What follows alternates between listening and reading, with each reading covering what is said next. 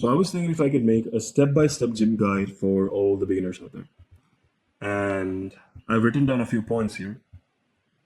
So the first step is obviously finding a good gym. Now, how do you find a good gym? What are the things that you need to look at when you're looking for a gym? So according to me, is the distance from your university or your home or wherever you're staying.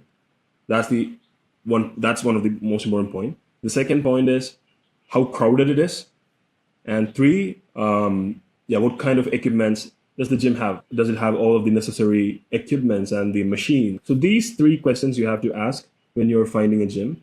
So if you're a shy guy, what you can do is you can go to Google and you can search for gyms near me, and it will show all these gyms which are near your proximity, in your proximity, close to your place where you reside. And then what you can do is you can go here and look at these pictures. So when you're looking at these pictures, you'll get an idea of what kind of machines they have, what kind of equipments they have. Are these good? How's the spacing and whatnot? So that is solved, and you can also get the directions. So you will get to know how far away it is from your house. So we have answered two questions already, and now we need to know about how the crowd is. What's the hot time when most of the people come and go? So what you have to do is you have to go here and you have to look for the contact number like this, and you have to hit call, right?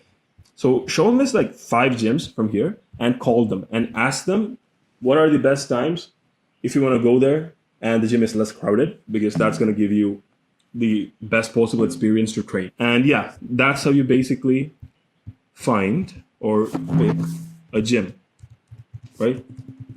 So now that we've done that, now that we have a gym, what's the second step? What's the second step? We have a gym, right? So you paid up, you join the gym. The second step is getting a workout plan or a program, whatever.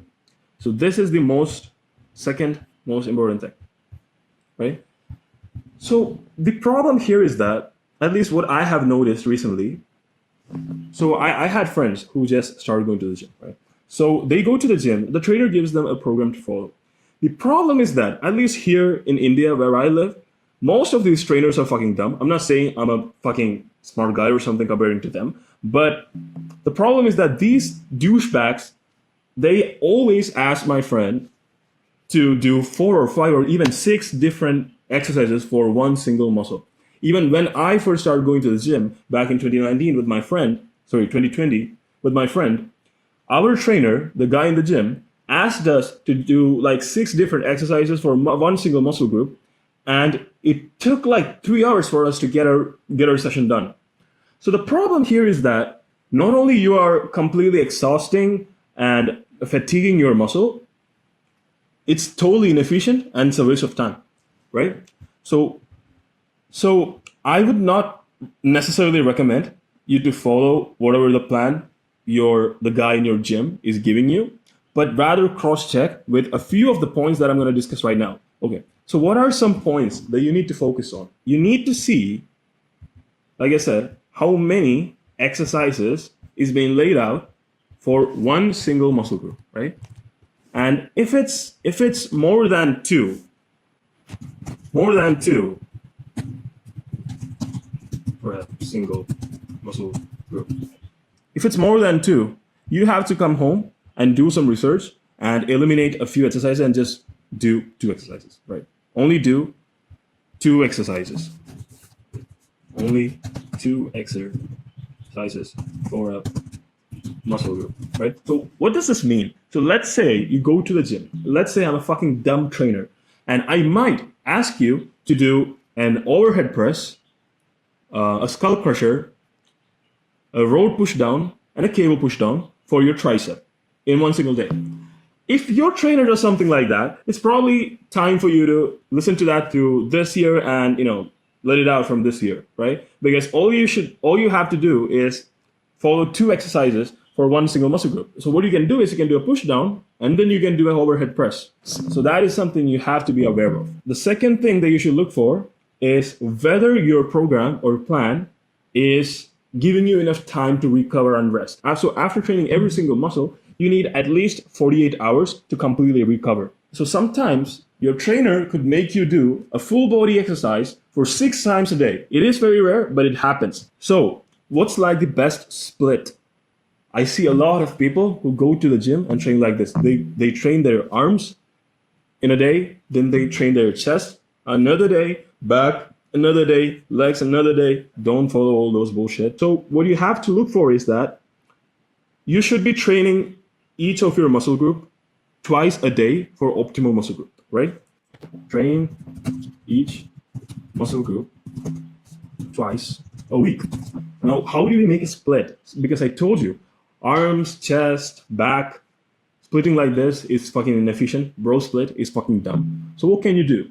So what I recommend for anybody, let it be a beginner, let it be an intermediate guy, what I recommend is push, pull, and leg, right? And you do that 2 times if you can.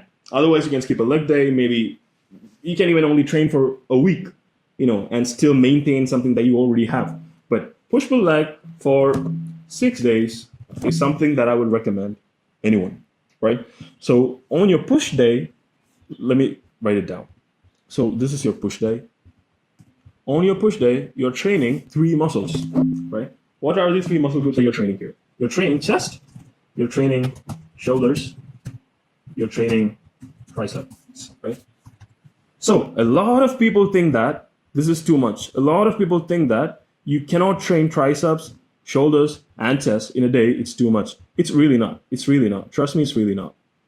You can definitely train these 3 muscle groups in a single day. I don't know why I cannot move this, guys. I'm so sorry.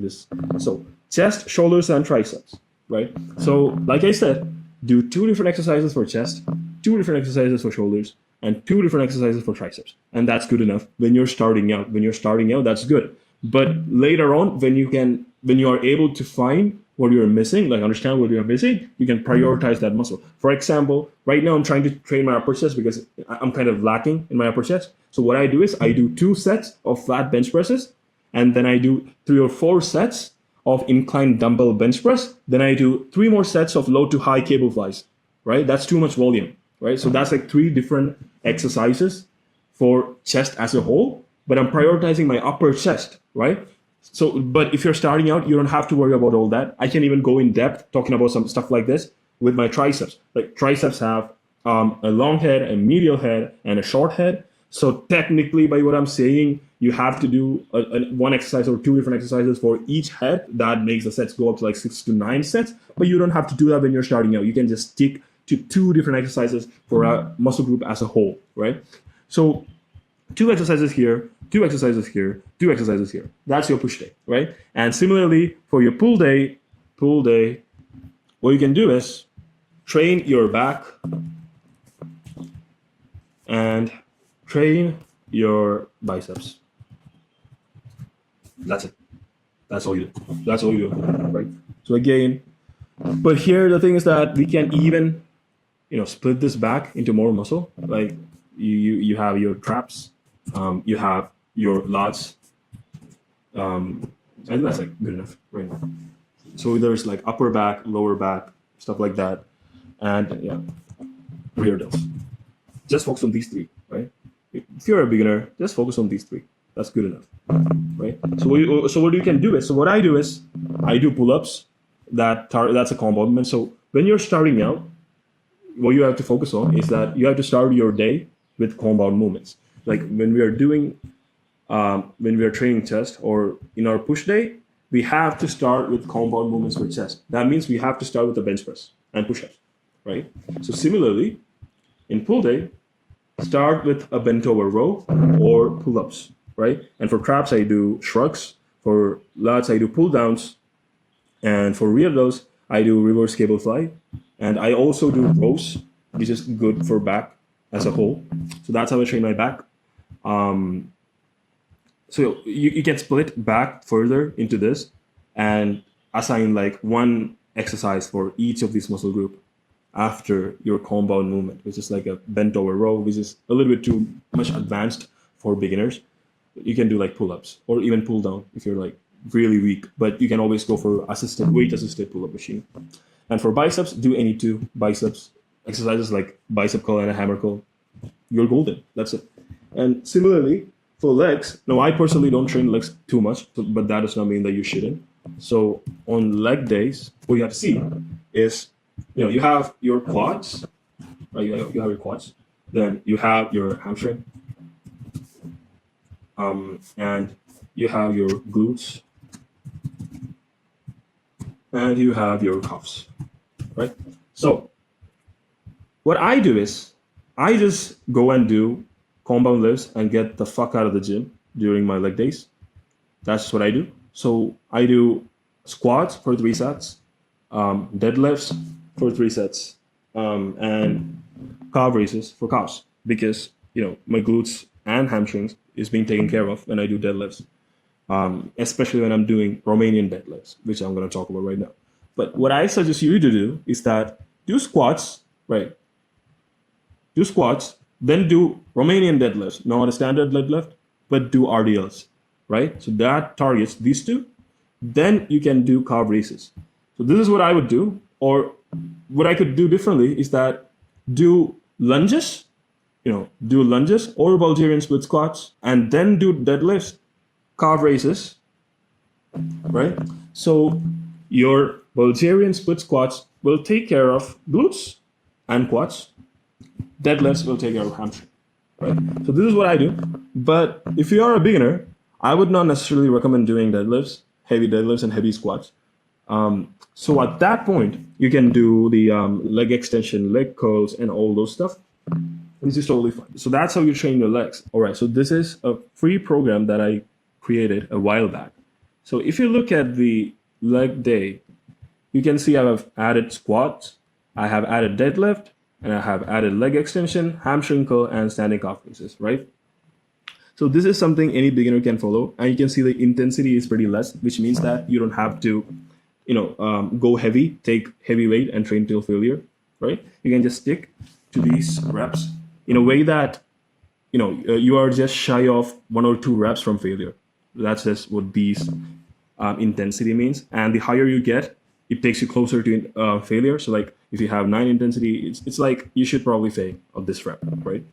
So that's for legs. And for push, just like I said, a flat bench press to start off with, it's a compound movement. Then you do incline bench press, it's also a compound movement. And those two are for chest. And then you do a seated dumbbell press, which is kind of a compound movement too. That's for shoulder, lateral raises, skull crushers, and tricep push down. 2 for triceps, 2 for shoulders, and 2 for chest, right? And similarly, if you look at the pull day, bend over rows or pull-ups, right? For your back, those are compound movements. Pull down, rows, cable fly for rear delts, bicep curls, right? So this is one of the most basic push-pull leg program that you can follow. And yeah, I have added different variations. Like you won't be doing the same pull day workout on your second pull day. There are differences. So you can follow something like this, right? So that's about point 2, which is a workout plan. So there's something more I want to add to it, which is most of the newbies, the problem with them is that they find a program, right? They find a plan. Like I said, you use my plan, you use my program, or you follow the program that your trainer in the gym suggested, right? But the problem here is that you start to follow all these dumb idiots on Instagram or TikTok who post a video every day about a new workout, and they say it's more effective than this, more effective than that. And what ends up happening is that you will change your program just so that you can fit those exercises in a day. And when you're doing it, you're breaking the number of days that you have followed a particular program. And because of that, you might not get the expected result of the program that you were following, because you have to follow a program for a certain period of time consistently to see if it works or not. So if you are a beginner and if you already have a program, follow that blindly instead of trying to do 2 or 3 different exercises just because you got inspired from an Instagram reel, just because your friend told you to do a different exercise. If you're following a plan, follow that religiously. Do not change exercises between days or between weeks, because that's just not how it works. So that was point 2, finding a workout plan. Now what's point 3? What's the third most important thing? That is diet. That is diet. And this is a really important thing to talk about because most of the people think if they don't have a high protein diet, they cannot work out. This is not true. This is not true. I have built a decently, fairly attractive body while I was in college when I was, when I did not have supply for really high protein food. As long as you're getting 1 times your body weight in kg, in kg protein, you're going to be fine. You're going to be fine. Trust me, you're going to be fine. So what do I mean by this? What do I mean by this? What do I mean by this? So this means that, let's say, e.g., it is happening again for a second. I'll move this shit. Okay. So what do I mean by this? It means that if I weigh 75 kilograms, and if I multiply it with 1, that's the amount of protein in grams that I need to take, right? Protein that I need to take. As long as you're meeting this condition, you will be fine. You might not see a lot of growth. You might not see fast progress, but at least the things that you're doing in gym will not go waste. It will not be wasted. But if let's say if you're taking like 10 grams of protein a day, then it's fucking dumb to go to the gym, right? Because when you work out, when you tear down your muscles, it needs something to recover. It needs something to reconstruct the muscle. And that's where protein comes into play. So if you don't even have this, then it's pretty pointless, from a growth perspective, from building muscle perspective, but at least you're learning something, right? So you should not be like, oh, today I cannot hit 75 grams of protein. I should not work out. It's a waste. It's not a waste. You're still going to the gym. You're being disciplined. You're still learning something. So this thing, diet, this should not be a limiting factor for you to go to the gym. I'm not saying for you to build muscle because I know if you don't have a good diet, you cannot build muscle. But if you don't have a good diet, that does not mean that you cannot go to the gym, right? I see a lot of kids in my gym who does not have a job, still in school. They cannot afford an expensive diet, high protein diet. But those motherfuckers have been coming to the gym for 1 or 2 years straight, man. And the only way is up, right? And the only way is up. It's like planting the seeds. So that's all I want to talk about diet. As long as you're hitting this, you're fine. And if you have money, multiply this with 2.